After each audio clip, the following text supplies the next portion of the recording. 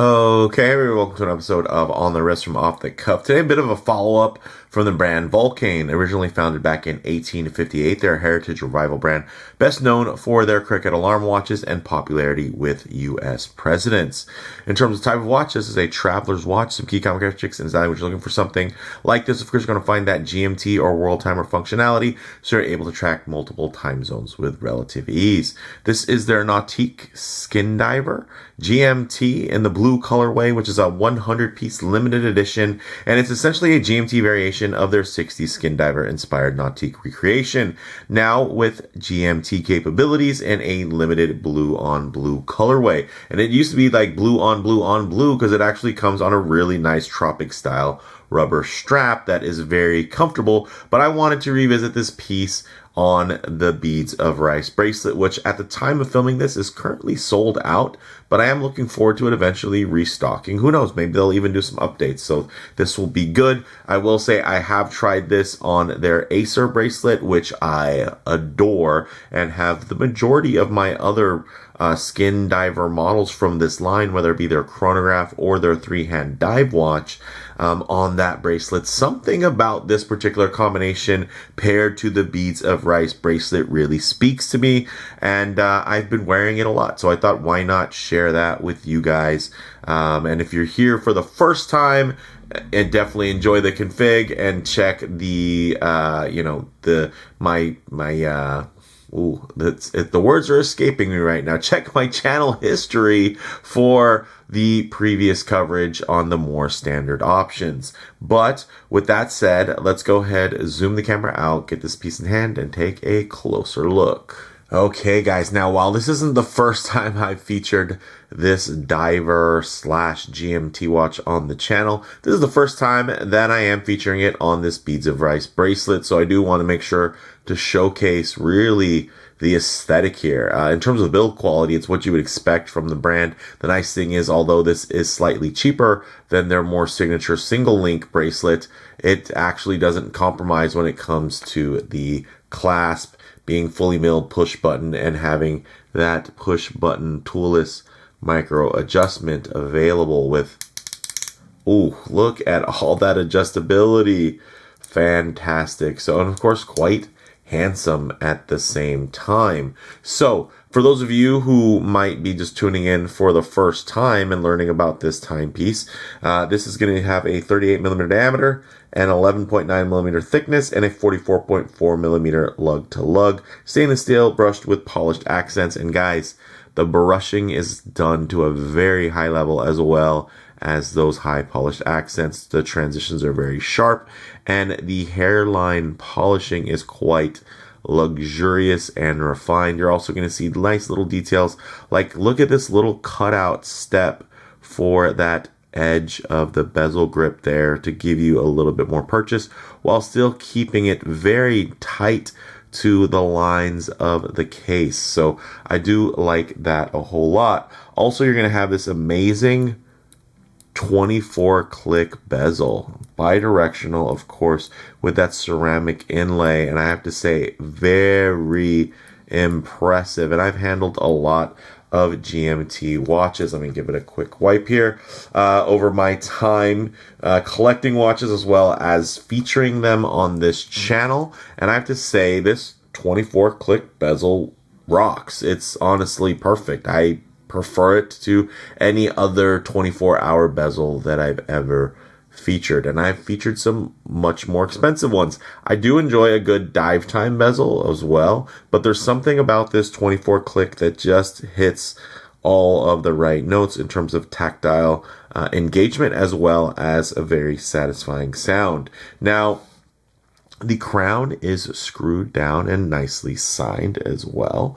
And then the case back is a display case back, which is a bit of a change of pace for this line. And it is showcasing that beautiful Swiss automatic Soprod C125 GMT movement, which has a 42-hour power reserve and beats at 4 Hertz or 28,800 vibrations per hour in terms of that beat rate. And you can see really nicely executed, great amount of perlage as well as Geneva striping there.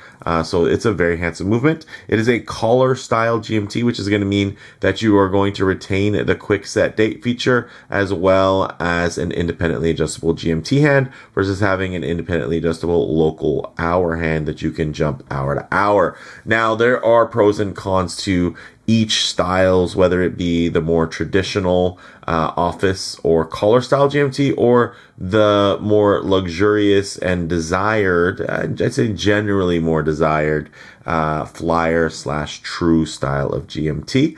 But I will say, again, there's a trade-off. Not one is 100% better than the other because, again, if this was a Flyers quote-unquote GMT, then we wouldn't have the quick set date feature and you would have to cycle through every time to update the date, which isn't a lot of fun, to tell you the truth.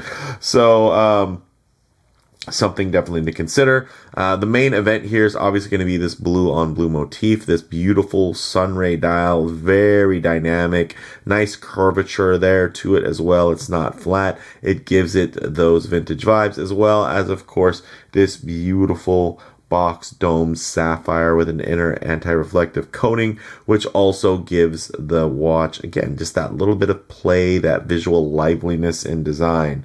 Now, you get that sunray dial, you get the frame date at 3 o'clock, which is very clean. You have a printed index, so it's going to have, again, a very thin, not a lot of multiple layers or, a lot of visual complexity there. But what it does is it executes at a very high level. It's just very clean and it's everything you need and probably nothing that you don't.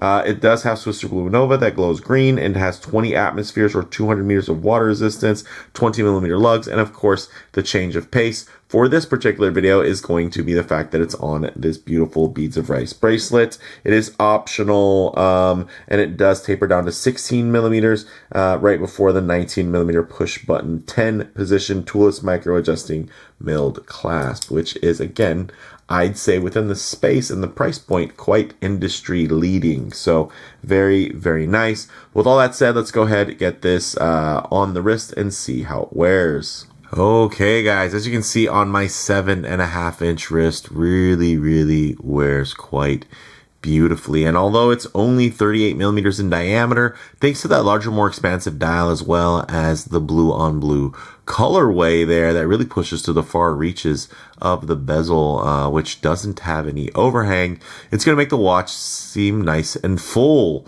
So it doesn't feel completely mid-sized, at least at a glance. Of course, on the wrist, you're going to have all of the benefits of a sleek, svelte case, but I will say visually, you're still going to have a ton of impact. Of course, if we have my wrist a bit too close to the camera lens, you're going to notice quite a bit of perspective distortion, and this is going to make the watch seem a lot larger than it actually is. Look, you're noticing the watch case feels a little bit more pushed to the further reaches of my wrist versus if I leave my wrist nice and low, all of a sudden you see the watch seems to be more centered and you're seeing more of the sides of my wrist. That is, again, a product of that perspective distortion. So what I'll do is just tighten up the frame here, and then if I can hit the right levers, sorry about that, tighten up the frame there, and then just give you a detailed look, but just add a bit of a truer aspect ratio as to how this may lay on your own wrist. And again, with my 19 centimeter or 7.5 inch wrist,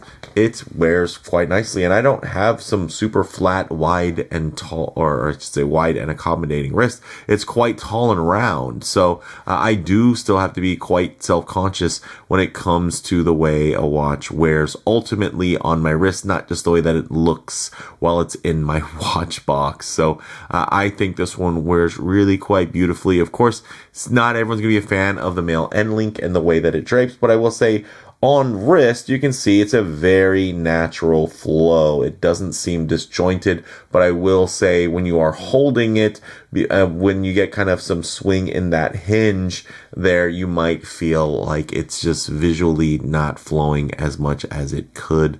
But I'll say in practical practice, it's everything you need. Again, it hits the right spots, and man, this color, I love it. It's a true blue. There's not really any hints of purple or anything like that, but it is quite a nice blue. You're blending, of course, some more dynamic streaking there with some nice deep dark hues, and it really comes up with something that feels quite versatile. But let me know what you think down in the comments below. Look at that thinness there. Absolutely beautiful. Very nice. Look at that finishing, the transition. Everything is very, very smooth. So with that said, let's actually get it off the wrist, set up for some Lume shots, low light transition, and closing thoughts. Okay, let's go ahead and hit the lights here.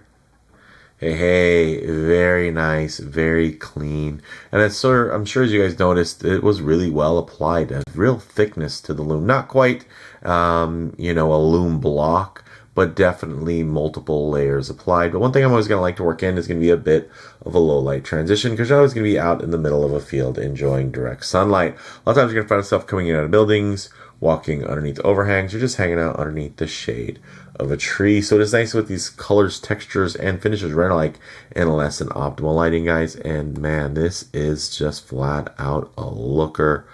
I just love, again, the chosen blues, the tonality there, the visual play and interest by having, of course, that glossy ceramic bezel insert playing against this very cool sun ray dial with that unique, vibrant kind of indigo streak highlighting this very cool and I think uniquely versatile colorway, because I'll say a lot of lighter blue watches don't necessarily feel like something you're always going to want to wear, whereas this, thanks to the very thoughtful layout and blending of colors and finishes, I think this just gives you so much play and visual interest that it's going to make you want to wear it. I know it makes me want to wear it, and I've worn it quite regularly. So with that said, we'll go ahead and get these lights back on, guys, and get into some closing thoughts. On the wrist, Handsom retro profile, compact without feeling undersized. Proportions do offer great wrist presence in terms of model variants. Check the site links for current options and availability. Remember, this is one that is limited, so by the time you watch this, it could already be sold out. Who knows? But last time I checked, they're still available, so good luck. In terms of comparable models, guys, the new 39mm Oris Divers Date models, an updated and improved evolution of their Divers 65 platform, is most comparable to the three-hand Nautique, but Oris hasn't released a GMT version, so what other premium Swiss kind of skin diver under 3K would you like me to compare this to, or would you compare it to in the comments? So I'm very curious there. So for me, guys, bottom line, the vintage Big-Crown Skindivers, they've been hugely popular for quite some time now, so it is definitely refreshing to see a GMT variant hit the market that feels different enough to generate some genuine excitement. Vulcain Skindiver Nautique GMT is a great example of a watch that finds balance across a wide market of folks looking for vintage good looks along with modern build quality and a direct tie to the heritage beyond just recapturing the feeling of the era, and actually reissuing and improving on a classic from an iconic brand. So let me know what you think down in the comments below. If you like the video, please do a like, and if you're already, please subscribe for more content just like this. Thanks, guys.